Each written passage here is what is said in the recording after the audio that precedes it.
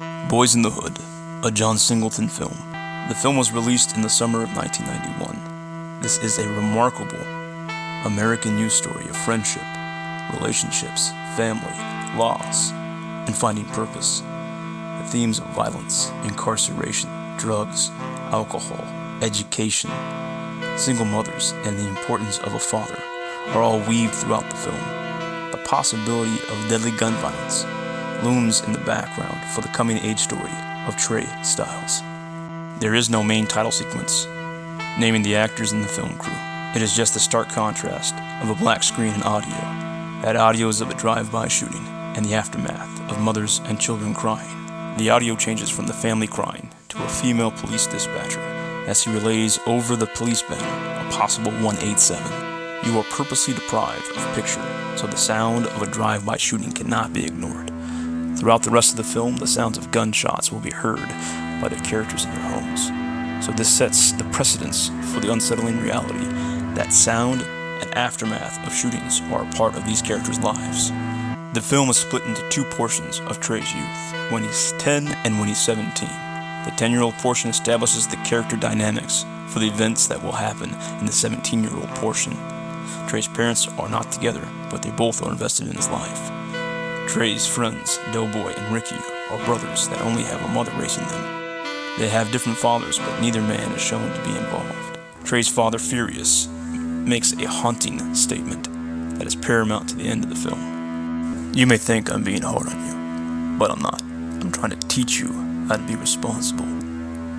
It's like your friends across the street.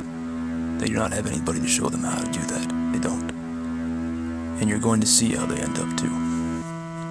There are some great moments of the boys exploring the neighborhood.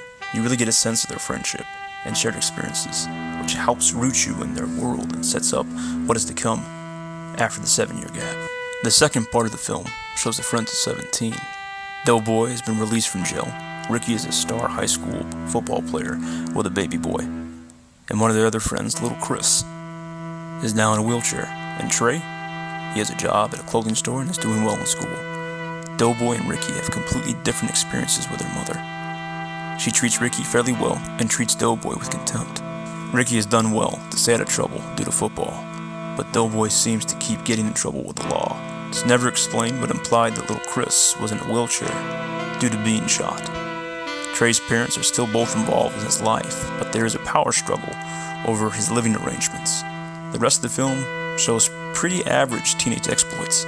Trey, who's a virgin, tries to convince his virgin girlfriend Brandy to have sex. Ricky's scouted by USC. Doughboy and his friends drink and mostly talk about having sex with women.